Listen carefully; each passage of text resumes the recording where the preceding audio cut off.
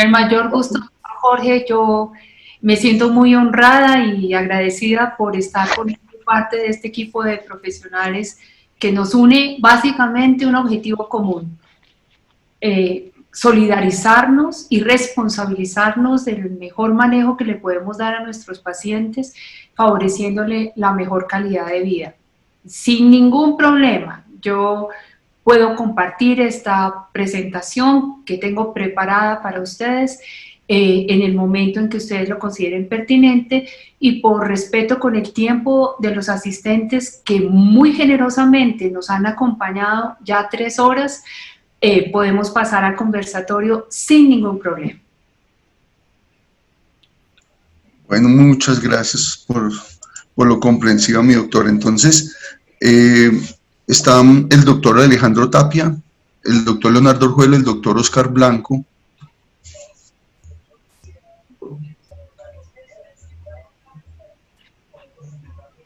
Y la doctora Luz Esperanza. El doctor Alejandro Tapia se encuentra. Damos inicio. Doctor Jorge, si les parece, para dar comienzo con las preguntas que el doctor Leonardo... Leo. Sí, por favor. Gracias. Mira, las preguntas. La doctora Jenny Castillo al doctor Diego Bolaño. La doctora dice que no entendí cómo personalizas el lente de contacto multifocal desde la biometría. Y la segunda de la misma doctora para el doctor Bolaño: ¿hasta qué edad adaptan lentes multifocales? Pues en mi experiencia, los jóvenes de 15 años manifiestan incomodidades con su visión por la multifocalidad. Entonces, el doctor Bolaño, si nos puede responder esa pregunta. Diego. ¿Será que Diego se fue? Voy a mirar si no escucha. Él había tenido problemas con internet. Pasamos a la que sigue, yo la averiguo por interno. Bueno, está muy bien. El doctor Elías Misael Montero. Bueno, otra pregunta para el doctor Bolaño. El doctor César Araque, aquí de la ciudad de Medellín, nos pregunta que cuáles son los lentes oftálmicos en gafas progresivas para control de miopía y si se consiguen en Colombia. Pero es también para el doctor Bolaño.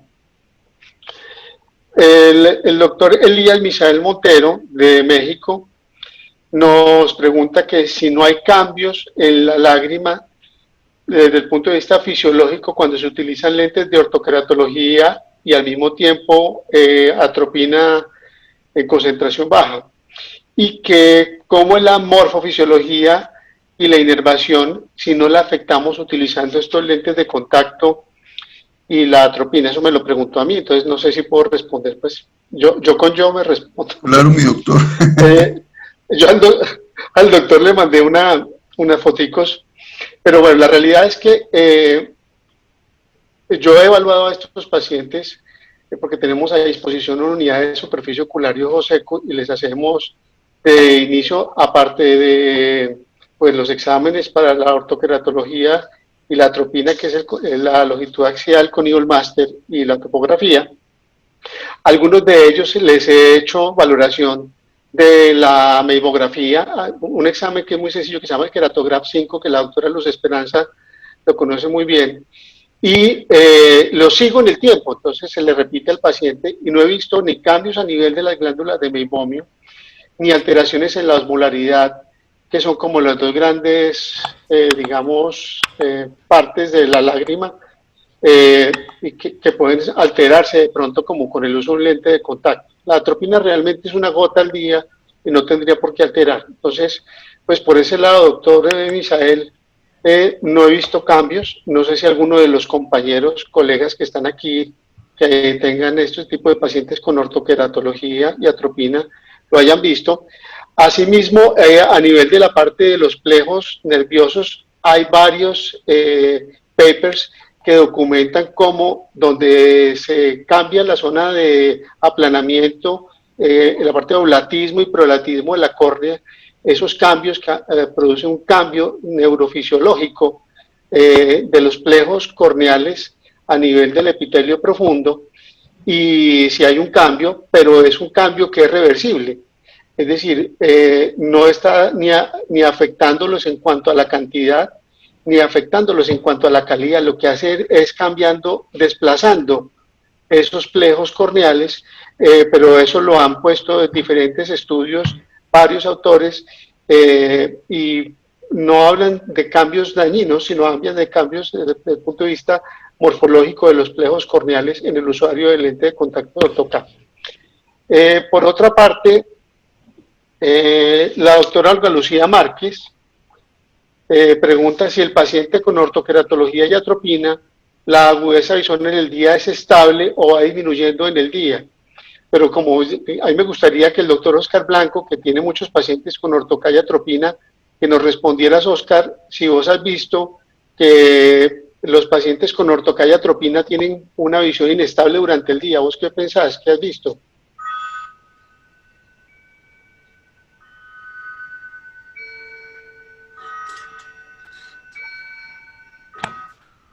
Ya, ¿me escuchas?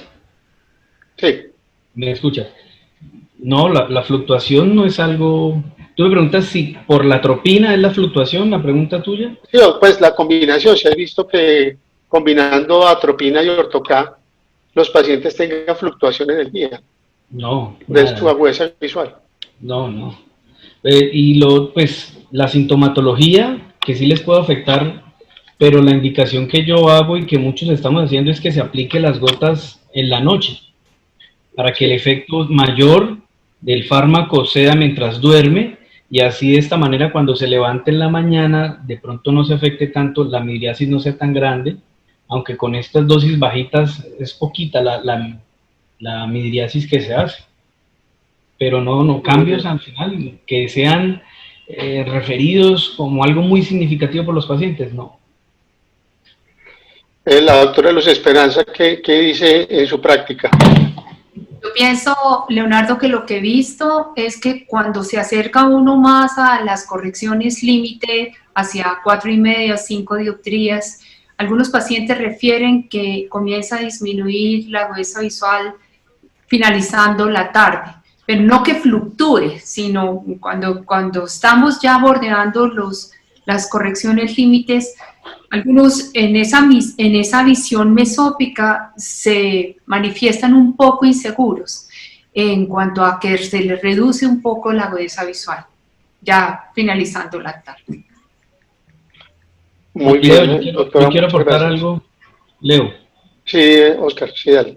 Que cuando aquí es importante cuando hacemos la ortoqueratología y el paciente queda neutro, pensándolo bien ahorita, sí, de pronto al final del día está la posibilidad de que sienta más esa disminución leve, un 0,25. Por eso un objetivo en ortoca a veces es dejarlo más 0,25, más 0,50, para que durante el día pues tenga un mejor rendimiento visual. Ahora, lo otro también depende de cuántas horas haya dormido esa noche inmediatamente anterior. Si fue un estudiante que estudió para un parcial y se trasnochó y duró durmiendo nada más 2 horas, por consiguiente ese día la visión no va a ser tan óptima, pero no como para estar limitado. Entonces el paciente podría salir, mirar los letreros, de pronto no va a estar en un neutro exacto, pero sí va a tener una buena visión. Y cuando regrese en su noche a dormir nuevamente, tal vez va a recuperar muy seguramente su visión. Alejo, ¿qué piensa? Alejo, que estás por aquí, Alejo Tapia. Hola, ¿cómo están? ¿Me escuchan bien? Sí. Bien, Alejo. Claro, Alejo, ¿qué hay? Bueno, primero que todo, muchas gracias por la invitación. Tenía como que una falla con mi internet, no podía poner mi audio. Muy buenas conferencias. Bueno, mira, en la práctica que yo llevo realizando el tema de la ortoca, creo que, como mencionaba la doctora Luti, en los defectos visuales más altos, miopes de 4,50 hacia arriba, se vuelve un poco más complejo la ortoqueratología, ¿ya? Pacientes de 4, 5, 6 dioptrías son pacientes que no vas a neutralizar de más rápido, de igual forma a un paciente menos 2, ¿sí? Ese paciente de menos 2 estoy seguro que no se va a quejar a las 5, 6 de la tarde. Es un paciente que está dichoso de su visión a las 8 de la noche, todavía tiene una muy buena visión. Incluso hay pacientes que en el consultorio al día siguiente, cuando van después de 15, 30 días de uso de Orthocat, reportan que aún sin dormir con el lente, porque a veces se les olvida, siguen teniendo muy buena visión, pero hay que tener algo en cuenta, son esos pacientes inferiores a 3 dioptrías, ¿sí? Pero en esos casos de 4, 5, 6 dioptrías, sí reportan, o en la experiencia clínica que yo tengo, sí reportan tener ya disminución de su agudeza visual. Yo hago un ejercicio muy práctico a los papás, y yo les digo, ustedes tienen que volverse en doctores, y tienen que hacerle la autoevaluación, o al mismo paciente, la autoevaluación. ¿Y cómo se hace la autoevaluación? Y es ubicar la pantalla del televisor a una distancia y hacer una toma de agudeza visual. ¿Para qué? Para verificar la calidad visual que tiene el paciente al caer el día. Yo, cuando el paciente está iniciando Orthocat, hago 2 o 3 controles, uno en la mañana a primera hora, uno a mediodía y uno a medio tarde, o al caer la tarde. Si se puede, obviamente, disponiendo del tiempo del paciente. Y después de eso va la autoevaluación. Pero en la gran mayoría de casos, o en conclusión, yo diría que los defectos visuales más altos, es decir, de 450 hacia arriba, sí pueden reportar sintomatología siempre y cuando su refracción quede neutra o 0.25, como dice el doctor Blanco. Pero ya si tú puedes lograr el más 0.25, más 0.50, que es un poquito difícil, la verdad, en esos defectos visuales tan altos, es el éxito. Bien. Jorge, todo tuyo, ya contestamos las preguntas, hay otras, pero más adelante, si quieres, las vamos dándole respuesta. Perfecto. Entonces pasemos al conversatorio, nuestra aproximación a un inicio de consenso. Mis doctores, según su experiencia, ¿a qué edad recomendaría el inicio del uso de atropina en baja concentración y a partir de cuántas dioptrías de miopía? Doctora Luti. Bueno, yo quiero hacer una observación desde el punto de vista personal. Llevo 37, 38 años ejerciendo, trabajando mucho con bebés, trabajando con niños. En este momento puedo comentarles que llevo una casuística bien interesante de pacientes que he visto por más de 30 años, año tras año.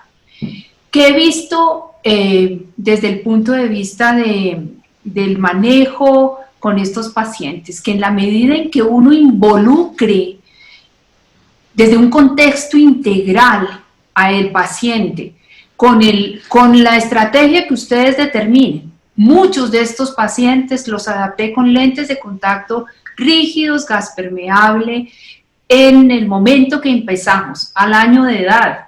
Yo tuve niños de 6 a 9 dioptrías en el primer año de vida y les adapté lentes de contacto rígidos, gas permeable, con los que contábamos en la década del 90, ¿sí? Del 90, imagínense ustedes, y vi cómo, y eso es un llamado también a la reflexión a tantos jóvenes, están ahorita en la audiencia, que se pueden deslumbrar con tanta tecnología y enrutarse a ver cuál es la estrategia específica. Es un contexto integral, es un contexto integral. Yo nunca usé atropina hasta hace 5 años, nunca, pero involucré desde el punto de vista educativo en las prácticas ergonómicas ideales a los pacientes, en la dieta balanceada, en la suplementación de calidad, en toda una cantidad de factores, como estaba mencionando algunos de los conferencistas, en cuanto a la luz, en cuanto a que uno se vuelva un coach con el paciente. Concretamente, empecé a utilizar atropina cuando salieron todos estos estudios, alertando sobre todo, porque yo no veía esa incidencia de miopía, doctores, hace 35 años, ni hace 30. Estamos viendo este incremento exponencial en los últimos 10 años particularmente, y por eso el interés tan marcado de la industria de lentes de contacto, de la academia, por capacitarlos. Pero cuando a ustedes les llega el bebé con miopía y empiezas tú a explorar a nivel oftalmológico, a nivel de oftalmología pediátrica, porque pregunto constantemente, trabajo con más de un staff de 15 oftalmólogos pediatras y ninguno usa atropina antes de los 3 años de edad. ¿Por qué? Porque aún existe el temor y hay muchas publicaciones de efectos secundarios a nivel sistémico. Otras refutan eso, otras mencionan que son concentraciones supremamente seguras que no involucrarían ningún riesgo desde el punto de vista sistémico. Pero yo no colocaría atropina antes de los 3 años de edad, y a menos que haya una miopía por encima de 4 dioptrías y con una progresión anual evidenciada desde el punto de vista clínico. En el interín adaptaría lente de contacto o bien rígido gas permeable o bien blando especial para control miopía. Yo, después de toda esa investigación que hice con los oftalmólogos pediatras, llegué a una conclusión, que cada paciente es totalmente individual desde todo punto de vista, desde todo el contexto.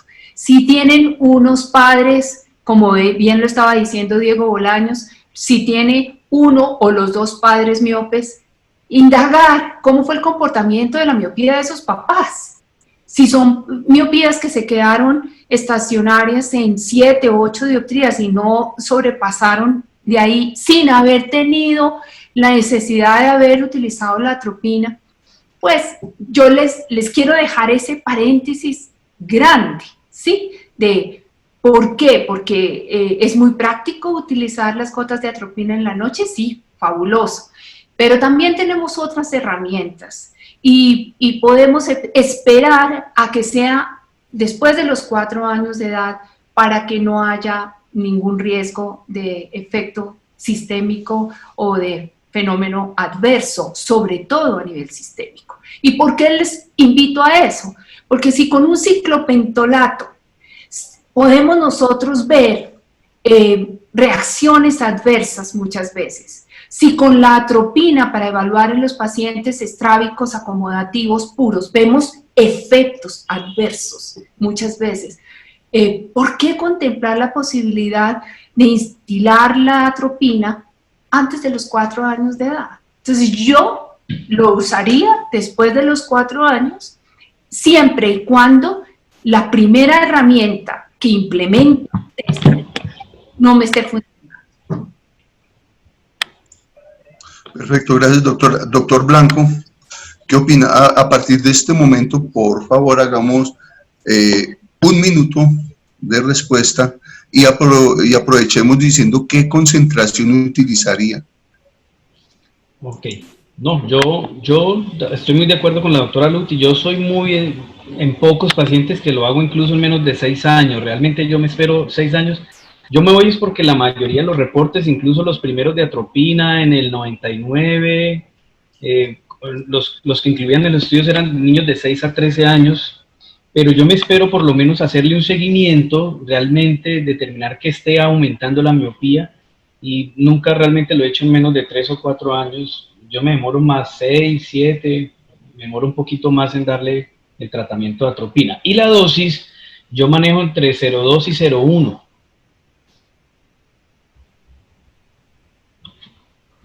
¿0,1 o 0.01? 0.01, disculpa. 0.01 o 0.02. Me inclino más por el 0.02. O a veces inicio con 0.01 y si lo tolera bien, de pronto al tiempito le subo un poquitico al 0.02. Y nuestro doctor Leonardo, ¿qué opina? Bueno, yo opino que, hombre, basado en la evidencia, y ahorita estuve ya hablando de esto, hay que tener en cuenta que particularmente nunca lo he dado en niños menores de 6 años. Segundo, para mí hay que privilegiar la genética del paciente. ¿Sí? Y la genética del paciente es muy importante porque es que esa es la que nos la que nos dice realmente cuál va a ser el comportamiento de la miopía de ese paciente en el futuro. Es que no olvidemos que el paciente que la doctora y ustedes que han visto niños, ustedes ven un niño con 4 dioptrías de miopía a los 6 años, el que va a tener 14 dioptrías cuando tenga 18. Si nosotros no hacemos algo, y si el papá y la mamá los ves, y el papá, ¿qué le pasó? Es que el papá tiene baja visión porque tuvo desprendimiento de retina. La mamá, que tiene una miopía de -9. ¿El niño qué va a tener? Pues hipermetropía. Pues no, va a tener una miopía patológica. Y realmente lo que nosotros tenemos que hacer es eso. Entonces yo realmente cuando veo niños con genética, sí les inicio de manera más precoz a los 6 años, y estoy utilizando, como el doctor Oscar Blanco lo ha usado, al 0.02. Pero realmente me hizo cambiar mucho de opinión este último,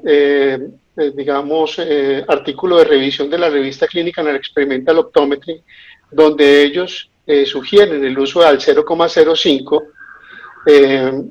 para niños que tienen genética de miopía patológica en su familia. Y quiero contar aquí en 2 segundos algo. Hace 2 años en Franja me tocó sentarme al lado del doctor Archila, el doctor Archila Mayor, el oftalmólogo. Eduardo Y Arenas. estábamos hablando, el doctor Eduardo Arenas Archila, perdona, sí. Y el doctor dice, yo lo he hecho toda la vida, yo le he puesto a los pacientes atropina desde niños al 1%, y esos niños nunca, pues lo está hablando un oftalmólogo, por supuesto, con la experiencia, experticia y todo el conocimiento de muchos años, que él lo hacía la atropina al 1% para los niños que los papás eran miopes altos.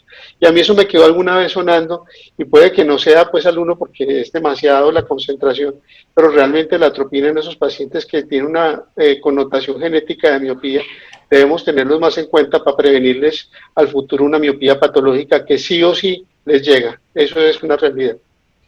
En ese encuentro, el doctor Eduardo compartía que lo colocaba por encima de los 4 años de edad. Gracias. ¿Y el doctor Alejandro Tapia qué opina? Bueno, mira que en el desarrollo de la práctica que yo realizo, y creo que es lo que siempre hablo cuando me dan la oportunidad de presentarme en conferencias, y es el trabajo que se debe hacer junto a los oftalmólogos, junto a los retinólogos y oftalmopediatras. Y yo creo que nosotros desarrollamos primero, antes de hablar de orto-K o de lentes multifocales o de atropina específicamente, que es lo que estamos hablando, es clasificar al paciente. Yo creo que antes de hablar de tratamientos es clasificar a nuestro paciente y identificar el riesgo que realmente tiene el paciente.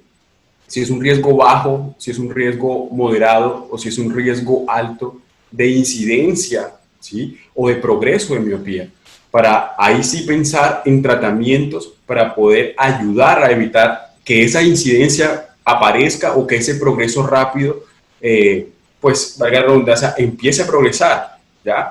Entonces, dentro de esto, yo la atropina no la tengo como elección número 1, sí la uso y la uso realmente bastante, ¿sí? Pero no es mi primera elección o la número 1, siempre y cuando mi paciente tenga cambios fluctuantes por arriba del 0.75 en compañía de otro tratamiento alterno a control miopía. Es decir, si yo tengo un paciente con ortokeratología puntualmente, que abriendo un paréntesis, me gustó mucho la charla del doctor Leonardo, ¿sí? Y es que realmente los tratamientos mixtos sí están mostrando una efectividad alta, y sobre todo no en cuanto a la comparación de la refracción, que creo que es algo importante, sino en cuanto al crecimiento axial. Entonces, cuando yo veo a mis pacientes o estos pacientes que vienen remitidos por oftalmopediatras o retinólogos y se evidencia ese cambio fluctuante aún usando ortokeratología, yo ahí sí opto por usar atropina, pero en este caso yo no uso al 0.02, yo uso al 0.01, siempre y cuando a los 6 meses o control 12 sigue teniendo fluctuación, yo creería que toca cambiarla. Sin embargo, yo espero mínimo hasta 18 meses para poder pensar en un cambio de tratamiento. Pero yo en lo particular opino que funciona muy bien ambas concentraciones, pero más que usar o pensar a prescribir al 1 o al 0.2, es clasificar y evaluar al paciente para así poder hacer la prescripción. Es como un dato más seguro, estar uno más seguro en lo que hace. muchas gracias, muy claro. Incluso yo pienso que va a llegar un momento, según los estudios a medida que avancen, que nos va a tocar llegar a utilizar en estas miopías patológicas y axiales de progresión muy rápida, llegar a utilizarla al 0.05 e irla desmontando gradualmente, pero cuando tengamos ese estudio y esa claridad, pero eso es a futuro. Muchas gracias. Entonces, partiendo de esto, entonces es la siguiente pregunta. ¿Ustedes en qué casos sabemos que hay varios que le temen usar el mismo miriacil, cualquier otro tipo de mediático, cicloplégico? ¿En qué casos no recomienda utilizar la atropina? Un minuto. Empezamos, mi doctora Niti. En miopías sindrómicas, que eso básicamente son enfermedades Sticklers, enfermedades mitocondriales. Fundamentalmente, en esos dos casos no utilizaría ni indicaría ni manejo, ni evaluación, ni seguimiento con atropina. Perfecto. Doctor Leonardo. Particular, pacientes que tengan miopía patológica como secundaria, por ejemplo, glaucoma congénito, que tienen pacientes miopes con patología de glaucoma congénito, absolutamente no. Miopías asociadas a queratocono, ¿sí? Por ejemplo, en pacientes con síndrome de Down o que tienen queratocono asociado, no es la idea ponerle atropina porque esa no es la causa. Y yo creería que en pacientes que tengan susceptibilidad cruzada al medicamento parecidos a la atropina, no sé en qué síndrome, realmente no lo he estudiado, pero al menos en estas dos sí realmente yo diría que no. Tampoco me gusta mandárselo a pacientes donde no vea que hay una progresión, es decir, si usted tiene un paciente que le llegó para control de miopía de -2 y el paciente está con -2 y usted ve que con los lentes que tiene está bien, ¿para qué le va a mandar control de atropina? ¿Sí? Eso no es una indicación. Entonces, eso es. Gracias. Gracias, doctor Blanco. Bueno, yo también, antes de decir en qué casos no, quería aportar eso, lo que acaba de decir Leo. O sea, puede que tenga una miopía -2 a los 3 años, pero yo le doy el chance de esperarme a ver qué pasa en un año, y si de pronto no ha cambiado mucho, pues no inicio. O sea, inicio con atropina cuando realmente hay una evidencia que demuestre que está cambiando muy rápido. Pero si es un cambio de 0.25, de pronto no ha cambiado, tal vez no tomo la decisión. Y en cuanto a en qué entidades clínicas no doy el tratamiento, bueno, igual que la doctora Luto y Leonardo en Down, obviamente, y desórdenes sistémicos como por ejemplo epilepsia, Parkinson, esclerosis múltiple, Alzheimer, insuficiencia cardíaca, respiratoria, básicamente de pronto en eso que indaguemos en historia clínica, en sus antecedentes de pronto neurológicos, ahí frenamos. Y doctor Tapia. Sí, mira, hay algo en particular, y es, a mí quizás a raíz de todos los eventos que se han realizado, a veces los colegas llaman a pedir consejos o decir, Alejo, tengo este paciente, ¿qué hago? ¿Le hago atropina? Un niño de 4 años con -2. Entonces, es gravísimo. No, o sea, es decir, todas las alternativas que vimos en el encuentro de hoy y que en gran macro a nivel global se habla en cuanto a las alternativas de control miopía, hay que mirarlas todas. No siempre se piensa en la atropina, ¿sí? Y no la atropina, como lo dije en la pregunta anterior, va a ser la primera opción. Hay colegas que quizás lo consideran, sí, y es muy respetable, bajo el protocolo que tienen en su consulta. Pero principalmente en mi caso, yo no prescribo la atropina siempre y cuando el tratamiento que yo esté usando sea efectivo. En particular, pues en mi caso, yo uso lentes multifocales, sí, pero me centro más en la ortoqueratología, por no decir que casi todos los pacientes de miopes o controlados los tengo con ortocap. Pero doy inicio a tratamiento farmacológico siempre y cuando yo vea que realmente necesito una ayuda o una coayuda al tratamiento de ortocap, o a menos que siempre y cuando oftalmopediatra o retinología ya venga con prescripción, porque ya incluso los oftalmólogos están haciendo parte del grupo de manejo de miopía. Ya ellos vienen con la prescripción de atropina o isoatropina a diferentes concentraciones. Entonces ya ahí se vuelve todavía más interesante, porque quizás niños que ya vienen con tratamiento de atropina vienen para otra ayuda alterna porque aún sigue progresando la miopía. Es decir, pacientes que vienen utilizando ya isotropina, les sigue progresando y llegan al consultorio para hacerle tratamiento alterno, ya sea con lentes oftálmicos, lentes de contacto o como tal dentro de la contactología, la ortocar. No se oye, Jorge. Muchas gracias. Les dejo entonces, van dos preguntas en una. ¿Creen que la atropina la debe preparar usted diluirla en el consultorio o se debe llevar donde los laboratorios específicos especializados en esa área? Les dejo esa pregunta que es muy importante. Y segunda, ¿en qué orden de importancia ustedes hacen control de miopía? Según su experiencia, primero, segundo y tercer en importancia. Empecemos al revés con el doctor Leonardo, que se llevó las manos a la cabeza. Pero es que, mire, uno ve todo, ¿no? Entonces me han llegado fórmulas de doctores diciendo cómo se prepara la atropina para que el paciente la prepare en casa. También me ha llegado preparada por el doctor. Y bueno, realmente nosotros acá el medicamento sigue siendo off-label. También en los Estados Unidos se llevan en este momento alrededor de unos 6 estudios en fase de ensayos clínicos para el manejo de atropina en colirio. Inclusive hay un nuevo dispositivo que se llama, ¿cómo es que es? Se me olvida el nombre, que es para microdosis, que están ahorita ensayando no solamente para aplicarse la atropina, sino para aplicar en dilatación. Y entonces, pues, hay un movimiento alrededor de eso muy importante. Entonces, yo creería que primero la atropina, en estos momentos, es un medicamento que se debe ordenar de forma magistral, y el laboratorio que la está ahorita preparando, pues, es el laboratorio de Evolucia. No tengo absolutamente ninguna...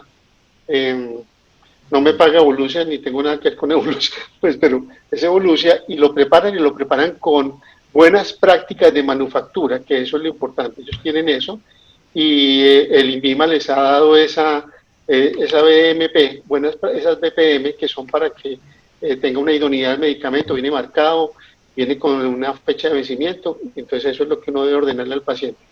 Y la otra pregunta, ¿cuál fue? Qué pena, que me dejó emocionar lo de la... En orden de importancia el control de miopía, ¿cómo lo harías? ¿Cuáles son los 3, 1, 2 y 3 más importantes para manejar el control de miopía? Sí, a mí me gusta cuando el paciente, primero me gusta que el paciente lo maneje el oftalmólogo, ¿sí? No me gusta ver pacientes solo. Me gusta que esos pacientes vengan referidos por la oftalmopediatra o el oftalmopediatra. Y segundo, muchos de ellos los maneja la parte médica, el oftalmopediatra, entonces ya ellos mirarán cuando le ponen o no le ponen la atropina. Yo casi siempre inicio estos pacientes para lentes de contacto por encima de los 10 años, porque me gusta iniciar con ortoqueratología y no con lentes de contacto blandos. No tengo experiencia, tengo experiencia cero con lente de contacto blando, ¿sí? Y toda la experiencia que tengo es en un control de miopía con ortoqueratología. Estoy esperando que lleguen a nuestra práctica MySight y los lentes realmente que son aprobados para control de miopía, no off-label, sino que sean realmente para esos. Entonces, esperemos a que lleguen y miraré si cambio mi idea. Pero muchos de estos pacientes tienen el problema que son alérgicos y tienen problemas de alergia, y entonces uno dice, poniéndoles a usar lentes de contacto blando desde tan pequeños, sí o sí van a tener alteración de la superficie ocular. El lente de contacto de ortoqueratología tiene eso de bueno, usted lo pone a dormir y queda ahí. Entonces yo hago siempre ortoqueratología de inicio porque el paciente viene referido para eso. Doctora Luti. Indiscutiblemente yo solicito la preparación magistral a Evolucia, tampoco tengo nada que ver con ellos, pero los tengo a una cuadra de mi consultorio, y así quedaran en otra ciudad, la solicitaría su fórmula magistral y sobre todo con un control de la elaboración absoluto. Evolucia cuenta con el respaldo también del sello del INVIMA, etcétera. Son entes reguladores que nos deben dar ese valor agregado para favorecer la seguridad a nuestros pacientes. En términos de control miopía, yo quiero decirles que hago una observación muy clara, y es que si no hay progresión o si la rata de crecimiento es menor de 0,75 o 0,50 por año, pues sencillamente lo sigo como tradicionalmente se adaptarían los pacientes. Si tienen exotropias intermitentes, corrijo absolutamente de inmediato, independiente de la edad. Pero si hay una progresión mayor de 0,50 por año, de inmediato empiezo a trabajar. ¿Cómo empiezo a trabajar? Con lo que yo vea que es más pertinente. Si tiene un astigmatismo importante, yo le coloco lentes de contacto. Amo los lentes de contacto rígidos, gas permeable, por eso amo la ortoqueratología también. Sin embargo, estoy colocando lentes de contacto blandos, doctor Leonardo, con los multifocales que tenemos nosotros acceso aquí, con el diseño de ProClear de Cooper Vision, adición +2. He tenido muy buenas experiencias en los niños. He tratado la alergia. Es muy cierto que muchos de ellos son alérgicos, y aquí en Bogotá aún más, pero trabajo la alergia concomitante con la adaptación de los lentes multifocales de diseño con adición +2 en niños antes de los 7 años, y después de los 7 años sí pienso en la posibilidad del orto-K. Eso es lo que yo haría. Muchas gracias, mi doctor. El doctor Tapia, ¿qué opina? Doctor Alejandro. Bueno, mira que yo he tenido también varios casos, como comentaba el doctor Leo, donde el paciente llega al consultorio cuando ya vienen remitidos con la jeringa, la atropina y un frasco para la mezcla. Yo creo que este no es un espacio para decir, bueno, es que tal persona lo está haciendo bien, tal persona lo está haciendo mal, no, sino es para tener conciencia a las personas que estamos acá y los que tenemos pues la oportunidad de hablar. Y yo creo que con el mayor del respeto que todos merecemos, pero zapatero a su zapato. O sea, uno no tiene esa experticia o esa experiencia para saber al ojímetro si realmente hace la concentración al 0.01 o me va a quedar realmente al 0.02. Yo creo que para eso están los respaldos clínicos, como lo han comentado ustedes, y en mi práctica también, sin ningún vínculo comercial ni interés, también lo manejo con Evolucia. Creo que pues, es el distribuidor casi para todos, las personas que manejamos la atropina como factor para manejo de miopía. Y en cuanto a la clasificación de tratamientos, vuelvo y lo repito, creo que clasifico a mi paciente. Yo tengo un protocolo que se llama protocolo de pacientes miopes, y ahí es donde identifico al paciente.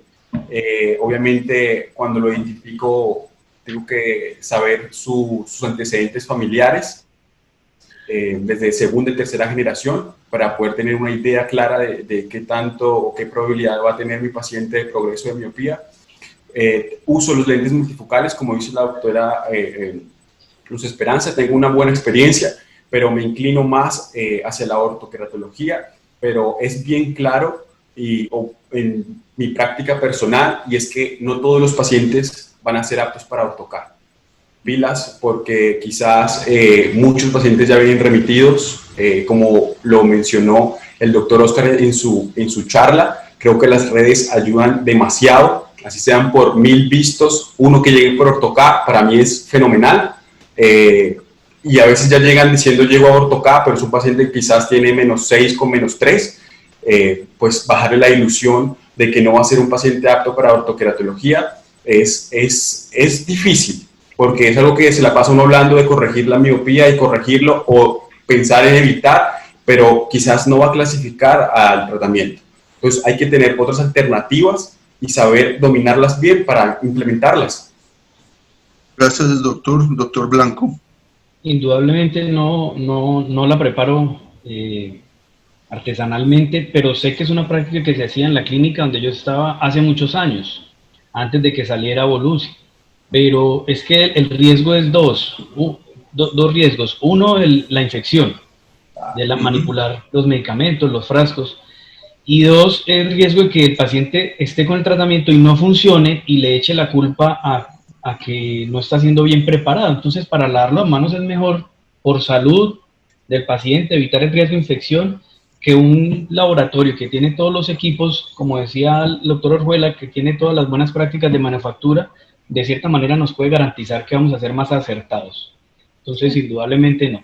Y cuando me dices cuál es la primera línea, por ejemplo, un niño que recién veo, yo lo que primero empiezo es, pues, mirar a ver, le dejo un chance, o sea, la primera vez que llego a mi consulta, tengo que pedir la historia, o si no tiene, le empiezo desde cero y no le inicio de una vez todo el tratamiento.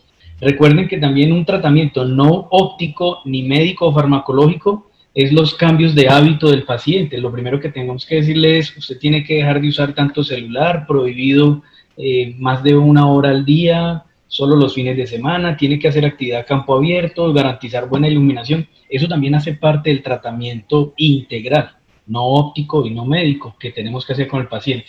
Entonces puede hacer que de pronto en un año, simplemente con un monofocal, pero modificando estilos de vida, el paciente no me avance sino 0,25, que no es, o de pronto no avance nada.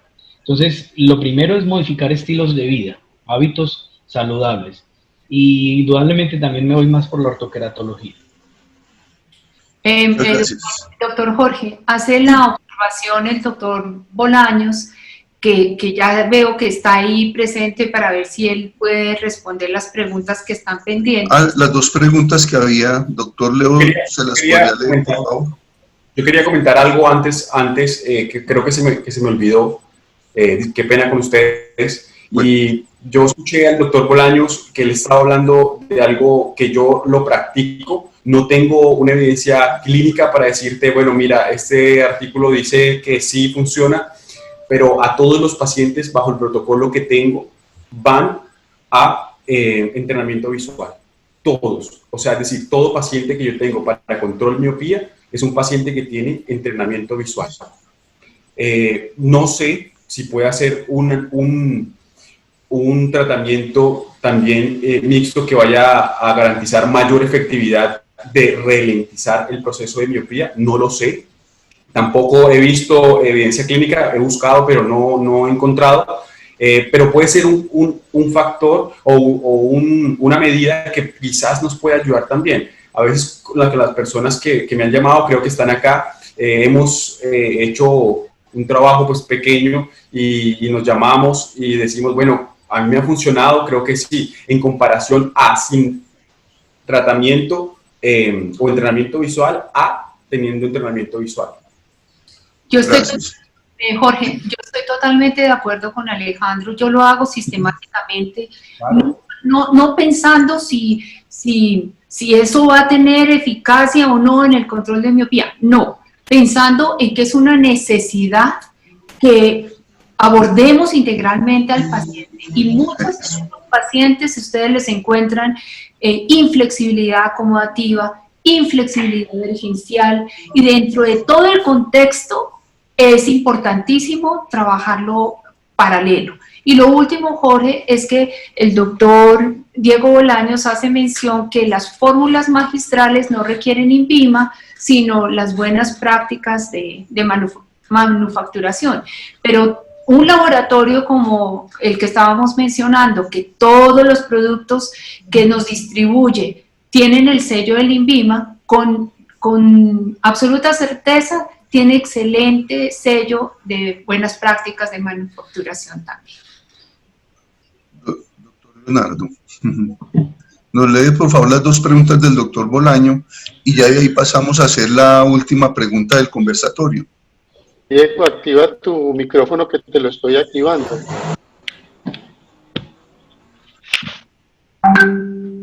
Aló. Perdón, ¿ahí me escuchan? Ya, sí, muy bien. Qué pena. Diego, mira. Qué pena, es que he tenido mucho problema con internet. Sí, sí. Lo primero es aclarar con la doctora Luti que sí, que precisamente lo que apoyaba era el concepto de que con los laboratorios de magistrales, pues el problema se reduce al mínimo, porque garantizamos de que están haciéndolo bien. Es por eso que mencionaba que no necesitaba INVIMA, que el INVIMA lo tiene el laboratorio, pero que el laboratorio tiene las buenas prácticas de manufactura, que se las podemos inclusive pedir. Diego, y con las respuestas, entonces te hago la pregunta. Mira, la doctora Jenny, que no entendió cómo personalizas el lente de contacto multifocal basado desde la biometría, y segundo, que hasta que adaptas multifocales, pues en la experiencia de ella, los jóvenes desde los 15 años empiezan a manifestar incomodidad en su visión con la multifocalidad. Y tercero, el doctor César Araque te pregunta que cuáles son los lentes oftálmicos en gafas progresivos para control de miopía y que se consiguen en Colombia. 3 en 1.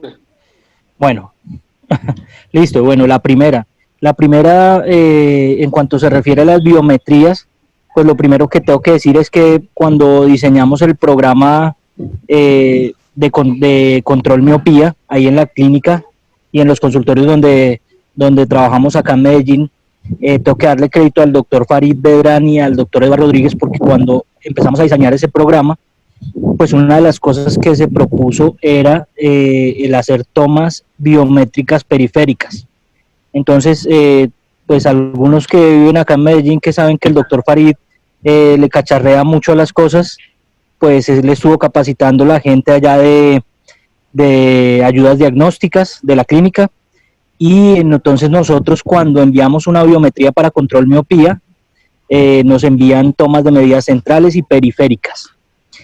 También hay otra ventaja, y es que nos envían toma de medidas biométricas cada 3 o 4 meses por el mismo precio, y eso ha sido pues muy ventajoso para nosotros, porque pues en la experiencia que yo tengo hay cambios que se suceden en 3 meses, en 5 y eso, entonces cada año se nos hacía muy lejano. Para responder, digamos que la pregunta con más precisión, lo que hacemos es, cuando hay cambios en esas medidas biométricas importantes en la periferia, pues entonces ajustamos el diseño del lente de contacto a esos cambios.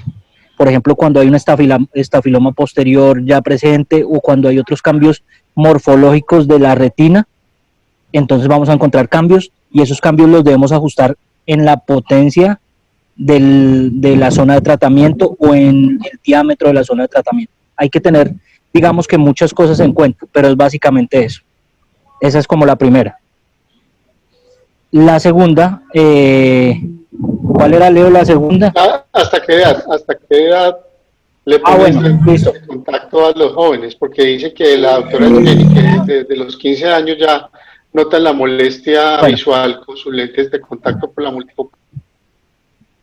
Bueno, listo. En cuanto a la edad, realmente la edad no es un criterio que yo tenga mucho en cuenta para empezar a un paciente en el programa de control miopía.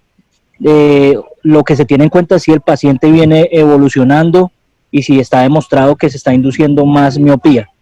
Entonces, digamos que yo he tenido problemas con pacientes incluso menores de 15 años, y ahí lo que empiezo a ajustar yo es el tema del diseño del lente, cambiar el diseño del lente, evaluar digamos qué posibilidades hay para que el paciente se sienta mejor.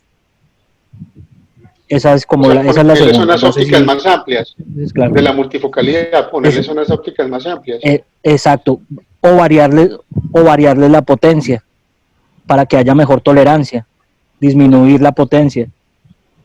Muy bien. Y la tercera es el lente oftálmico que se consigue para control de miopía aquí en Colombia. Bueno, yo en realidad ese tema sí casi no lo manejo. Yo no he hecho control de miopía con lentes oftálmicos. Yo sé que hay algún laboratorio que los promociona acá, pero no tengo la información clara. a nivel mundial sí que lo hay. Zeiss tiene uno, Essilor tiene otro, y hay incluso diseños súper interesantes nuevos, pero no tengo, digamos que experiencia en el manejo de estos lentes. Yo sé que hay algún laboratorio aquí en Colombia que los promociona, pero la verdad que no los conozco. Aquí en Bucaramanga hay uno, se llama Megalens, y su lente se llama Horizon. Horizon Y Horizon lo Kit. que es Horizon Kit, especialmente diseñado para ellos, es una esfericidad que ellos manejan especial, donde van disminuyendo la potencia efectiva del lente, como una especie de progresivo, pero tiene su lógica y su fundamento, ¿no? No es que simplemente es una esfericidad y ya. Ahora, que esté soportado con estudios, eso sí no lo sé. Pero lo respalda un colega nuestro. Ah, claro, es un laboratorio del El doctor doctor Alberto Tálora. Otálora. El doctor Alberto Tálora, y es un laboratorio serio, y yo creería que, yo no tengo experiencia en esos lentes, pero cuando un paciente no puede pagar otro tipo de tecnología, pues al menos creería que lo mínimo que uno podría hacer es ordenarle un lente oftálmico que le haga algo de control de miopía. Es algo diferente. Un ejecutivo, por ejemplo. Sí, algo y no quedarse uno quieto. Ante la evidencia de que está progresando, hay que actuar. Hacer algo diferente, no darle un monofocal y ya. Totalmente de acuerdo. Ese es un lente que tiene, se basa en el centro de rotación, el Horizon Key se basa en el centro de rotación del niño, que es menor al de un adulto, ligeramente menor, y es un lente personalizado, como a grandes rasgos, tiene otras características. Bueno, y para que vamos terminando, esta pregunta. Primero, si usted utiliza ortoqueratología, ¿desde qué edad hasta qué edad la recomienda? Y por último, en su práctica clínica, ¿cuáles son las recomendaciones no refractivas que le hace a los pacientes para el manejo de la miopía? Doctor Blanco, ya que estás ahí en primera línea. Ok, yo lo hago desde los más chiquitines, desde los 6 años. ¿Hasta qué edad? Yo lo hago sin límites. Sin embargo, pues mayores de 50 me han llegado, les pido un recuento, porque se supone que a esa edad de pronto tienen menos células y como para estar seguros. Pero si pasa las pruebas de monovisión, porque ahí lo que podemos manejar en un presbita, pues es hacerle una monovisión, a menos que se aguante corregir la miopía y quiera gafas de cerca. Los he manejado, sí. Yo pongo mucha ortoqueratología en adultos, pero los más chiquitines van desde 6 años. Y un dato interesante, a las niñas, me ha ido mejor en las niñas, 6, 7 años, 8 años, son más juiciosas, más responsables y aguantan más. Las mujeres tienen como su umbral de dolor más alto que los hombres. El hombre entre más fortachón y más musculoso, gallina. A veces es como más gallina, ¿sí? Entonces, mejor en las niñas. Y el otro manejo que me preguntas, yo les digo siempre a las personas, hay 6 acciones que debemos modificar. La primera es dejar el exceso de trabajo de cerca y acompañarlo con 20 segunditos, un minuto de actividad mirando de lejos. No hacer las distancias muy cortas, sino entre más lejos podamos sostener los textos o los celulares, mejor. Limitar los móviles en jóvenes y en niños pequeños. Recalco mucho eso en mis redes sociales, limitar los celulares casi. En mi hijo, por ejemplo, entre semana no lo puede ver y no se lo tengo que encerrar ni esconder, él solito sabe y que solo lo usa los fines de semana un rato. Y la cuarta, fomentar la actividad campo abierto. Entonces, en mi consulta yo les digo a los papás, vea, vamos a trabajar no solo la miopía, también vamos a evitar la obesidad. Yo necesito que a su hijo lo inscriba en una actividad deportiva a campo abierto. No me sirve squash, no me sirve gimnasio, tiene que ser algo a campo abierto. Y a veces tengo contactos por ahí con algunas escuelas de fútbol, o escuelas de básquet, o alguna equitación, donde yo les refiero a mis pacientes, yo les digo, mira, están estas opciones, o la que usted quiera, pero cámbieme el estilo de vida. La mala iluminación, les digo, tiene que tener una lamparita aparte de su luz, nada de estudiar con la luz apagada y nada de rascarse los ojos. Son 6 actividades que les digo, se las pongo en escrito o se las pongo mucho en redes sociales, les mando un link de un video mío y eso es lo que hago con ellos. Gracias, esa es parte del Office Management que incluimos hoy. Doctora Luti. Yo totalmente de acuerdo con lo que está mencionando Oscar, porque ese es mi enfoque. Yo básicamente he visto cómo la academia nos ha demostrado cada quinquenio que si aumentamos el tiempo de exposición a la luz solar, diferimos el momento de aparición de la miopía. Quizá de todos los estudios, la gran conclusión es que ojalá sean 3 horas de exposición a luz día para diferir el momento de la aparición de la miopía al máximo. En cuanto a lo que concierne a la dieta balanceada, precisamente el doctor Galvis en su tesis doctoral mencionaba algo muy particular con relación a lo que estaba mencionando Oscar, y es que él encontró alteraciones en el índice de masa corporal y en los pacientes que son más resistentes a la insulina de tendencia mayor a ser miopes. Entonces es una cosa que es importante porque nosotros somos los primeros coeducadores de los niños.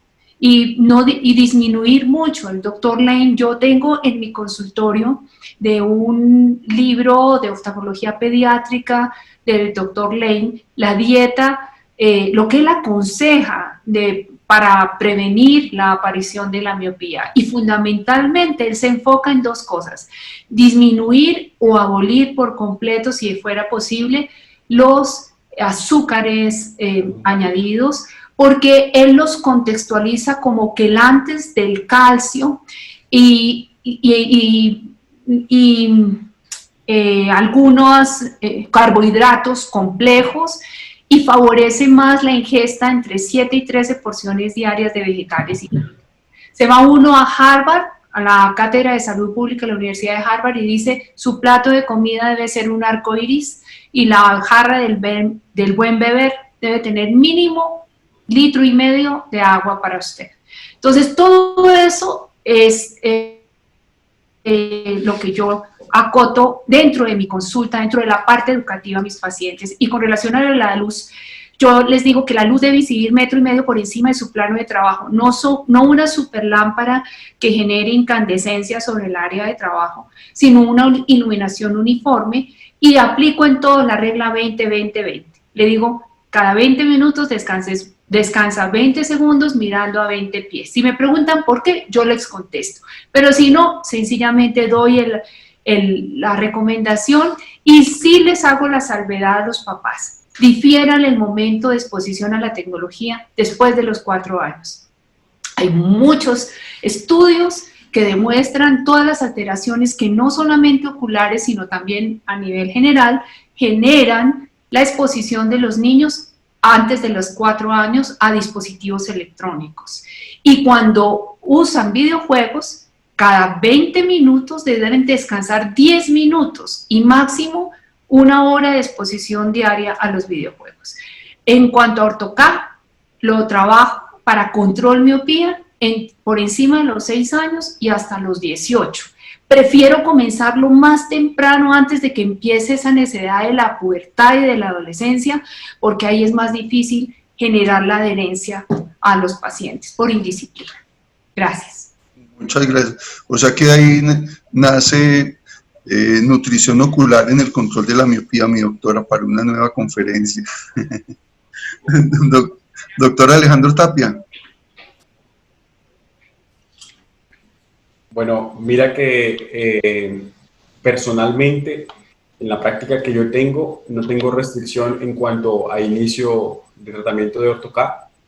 No tengo muchos casos, pero sí tengo muchos éxitos en pacientes de 4 y 5 años.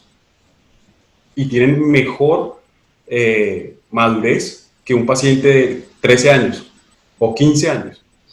Se educan más fácil, o el entrenamiento de inserción o remoción o técnicas o tips para Ortho-K en niños que quizás en adolescentes. Pero en cuanto a mi protocolo que yo uso en el consultorio, trato de por lo menos mínimo 6 años, arranco sin pensar. Sin embargo, tengo casos exitosos muy buenos de 4 años que actualmente deben de tener como 6 años, 7 años, y están dichosos los papás porque pues no usan anteojos y pues se mantiene controlada su miopía. Y en cuanto al límite, no tengo límite tampoco, juego con la Ortho-K en realidad. ¿sí? Se puede hacer bajo control, que es lo que se trata la charla de hoy, y en cuanto a corrección. Y en cuanto a corrección, puedo hacer monovisión, ¿sí? Como habla el doctor Oscar, funciona perfecto, valorado por visión binocular, sin alteración, va bien, funciona, médicos cirujanos con ortoK, monovisión, y están felices. ¿Sí? Entonces, como que yo creo que en cuanto a conclusión, no creo que tengamos un límite de restricción para usar la ortokeratología. El único límite que yo le veo a la ortoK es la graduación, realmente seleccionar bien el paciente, porque a veces me llaman a decirme o vienen referidos con un -1 y un esquematismo de 6 para ortoK. Yo creería que podemos pensar más bien en una ataxia corneal, ¿ya? Hagámosle la topografía, pero para diagnóstico o impresión diagnóstica de otra cosa. Entonces, es como sin límites, pero seleccionar muy bien el paciente. Yo creo que la ortokeratología es fantástica, así lo digo yo en el consultorio. Vendo la ortokeratología, así como expreso, creo que lo transmito a los pacientes, y realmente los pacientes salen seguros del consultorio solamente cuando escuchan la consulta de ortoK, por dos factores, ¿sí? Y es un tratamiento que quizás no escuchan, muy frecuente en sus controles, y realmente salen felices porque piensan que la miopía del niño no va a seguir progresando, y más cuando un papá tiene -8, porque tiene un lente con un espesor realmente, pues, muy mayor al que tiene su hijo, que quizás si no hace control va a terminar igual o más grueso. Entonces, como que no hay restricción. Y la otra pregunta se me olvidó, es... si a qué inicia, a qué edad termina. Exacto, ¿De sí. qué edad está qué edad? OrtoK. Sí, sí. Alejandro, en cuanto al control de miopía, ¿hasta qué punto tú dices, no, ya en este momento no se justifica hacer ortokeratología para control de miopía, no para corrección?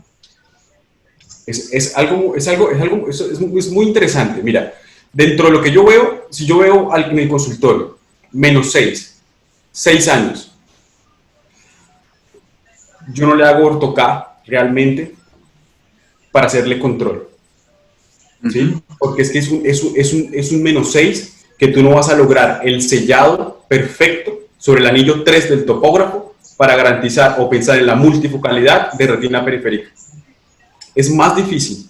Tú lo puedes quizás corregir, pero controlar, no sé, difícil. Yo creería que lo podemos ver reflejado en los análisis de crecimiento axial en cuanto a la biometría. Mira que el doctor Bolaños hablaba ahora que en su práctica hacen control de 3 y 4 meses. Yo estoy totalmente de acuerdo con él. En la práctica que yo hago, la biometría debe ser a los 6 meses después del primer día de inicio de tratamiento, a los 12 meses, 18 meses. Y mira que a veces cuando el paciente no hace tratamiento o tratamiento no es tan efectivo, hay fluctuaciones hasta 0,10, 0,12 de crecimiento axial. Y son cosas que quizás uno dice, no puede ser, y sí pasa. Y creo que el doctor Leo puede hablar un poco respecto al tema en cuanto a los cambios estructurales de la retina periférica, que ahí es donde entra el juego y la importancia del trabajo en conjunto con retinología o con los oftalmopediatras, que a veces ellos me dicen, pero Alejo, ¿por qué lo mandas tan pronto?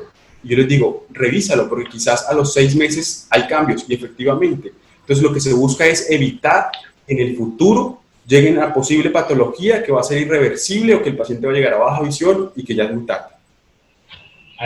Doctor Alejandro. ¿Qué? ¿Cómo? Hay una cosita, Alejo, que de pronto un niño de 6 años con -6, la tasa de crecimiento va muy rápido y la ortoquera no va a frenar inmediatamente. Entonces hay una posibilidad de explicarle a los pacientes, bueno, se puede intentar, pero muy seguramente va a quedar un remanente, o tal vez el próximo año vamos a no lograr llevar a 0. Entonces una opción es, en esos casos donde hay miopía más grande, se puede hacer ortoK, pero de todos modos va a depender de una fórmula de gafas durante el día de -1, -0,50, -2, dependiendo de lo que tenga el valor total.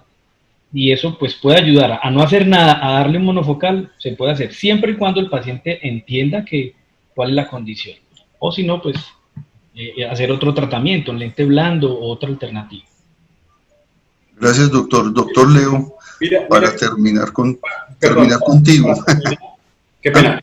Para terminar, y es como terminar de responder eso, y es, sí, totalmente. Mira que incluso yo veo casos donde había niños de 6, 5 años con -8, prematuros, con un antecedente patológico bastante alto, y pues no vienen clasificados para ortoca, pero ya ahí sí sería la primera opción del uso de la isotropina, y no a la concentración del 0,1, sino a la concentración del 0,2. Entonces, lo que hablábamos al inicio del conversatorio es clasificar bien el paciente para así poderlo direccionar a la mejor posibilidad de tratamiento, que tenga mayor éxito.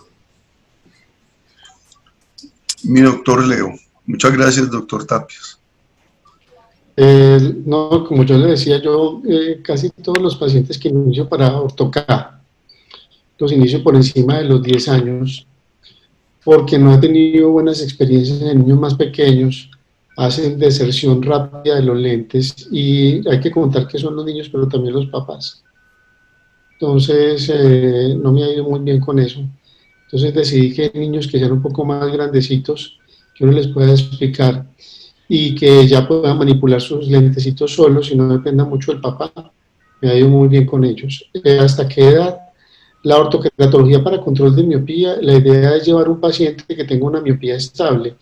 Si usted tiene un paciente que tiene 4 dioptrías, si lo lleva durante toda la adolescencia con 4 y llega a los 22 años con 4, pues le es que usted suelte al paciente y que pase un estado quirúrgico, quite las gafas, quite los lentes de contacto con cirugía con LASIK, y usted deja un paciente para el oftalmólogo. Los pacientes que tengo, los pacientes mejores que tengo adaptados son niñas que cogí de adolescencias pequeñas, que toleran muy bien la molestia de los lentes de contacto inicialmente, y que las llevo alrededor de 4 o 5 años, que ya tienen, empecé con niñas de 10 o 11 años, y son niñas adolescentes entre los 16 y los 17, que van muy bien y usan sus lentes de contacto de una manera pues muy recurrente y muy controlada. La idea es que estos pacientes, cuando lleguen a edad quirúrgica, se puedan quitar sus lentes de contacto y puedan hacer su cirugía de miopía. Sí, que también es una promesa que uno más o menos le quiere hacer al paciente. Entonces el niño va a tener que usar gafas toda la vida. Pues la idea es que si lo lleva con control de miopía con 4 o 6 dioptrías, es un paciente quirúrgico. Pero si usted lo lleva y lo deja que progrese a 8, ya el paciente ya no es tan quirúrgico, porque es un paciente que usted pues sabe que va a tener sus dificultades para poder hacer la cirugía. Y con respecto a todos los cuidados, digamos, adicionales que no son ópticos, pues los que ustedes han dicho. Realmente desconozco mucho la parte de la dieta que la doctora Luz Esperanza nos ha nombrado. Realmente no conozco absolutamente nada de eso, y leo como mucho journal, y nunca sale nada de los journals de eso. Entonces, el DIFRA en 2019 publicado, sí. El DIFRA-REL, que me toca leer más porque desconozco eso, pero sí le recomiendo lo que dice Oscar y Alejandro y en general: pausas activas, y que no se acerquen a sus equipos electrónicos, que descansen. Pero dígame, hoy en día, un paciente que usted le diga haga una pausa activa cuando recibe Zoom 8 horas al día, dígame qué van a hacer de los pacientes que vamos a tener de miopía dentro de 6 meses, un año. Todos van a estar más miopes. Todos, porque es que usted le puede decir, deje de ver Zoom, deje de tomar la clase. ¿Sí? Mi hija estudia medicina y le toca 8 horas pegada en un computador recibir clase. Entonces, pues dígame, y el resto de los niños y todo. Entonces, uno dice, pero de aquí a que el paciente le haga caso, difícil. Voy a leer, doctora, lo de nutrición, prometo que sí. Es un compromiso. Estoy terminando mi maestría en suplementación integrativa, justamente a raíz de que trabajo activamente en oftalmología integrativa, con el grupo de oftalmología integrativa, viendo cómo la microbiota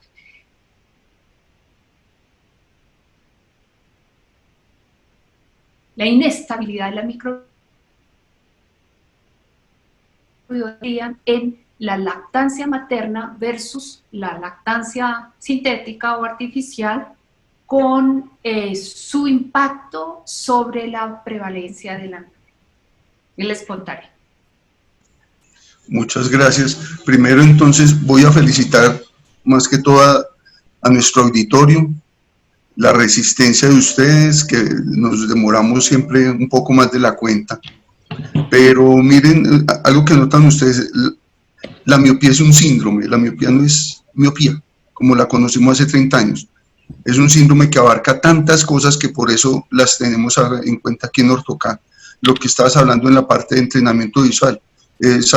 Hemos visto según unos estudios que usted puede predecir que va a aumentar la miopía simplemente con el lag de acomodación y si va acompañado de exoforia. Ese tipo de pacientes, su miopía va a aparecer y aumentar más rápido que uno con el que su lag de acomodación no esté retardado. Y así tantas cosas que por eso integramos aquí en cada una de las cosas que estamos hablando. Los invitamos al grupo de Ortoca en WhatsApp, y mi doctora Luti, compártenos esas cositas que son tan fuera de lo normal. Y para todos, agreguémosle que nos faltó una de las cosas que debemos darle a nuestros pacientes, además de la regla de Jeffrey del 20-20-20, está la distancia de Harmon. El codo apoyado en la mesa y el puño de la mano aquí, donde ahí queda el mentón. Esa es la distancia mínima que usted debe tener hacia su campo de trabajo, en especial en los niños. Entonces, muchas gracias, muchas conclusiones quedan en la cabeza de cada uno de ustedes. Seguimos conectados y les cuento que en octubre ya tenemos ciertas cuestiones cuadradas. Esto va a ser internacional, va a ser fabuloso. Vamos a medir más el tiempo, las cosas que nos fallaron hoy no van a fallar en octubre. Cordialmente invitados para la primera semana. Muchas gracias a todos. Si alguno todavía queda con alguna duda, por favor escriba colombiaortoca@gmail.com, que nos comprometemos a enviarle las preguntas a los expositores. Muchas gracias, doctora Luti.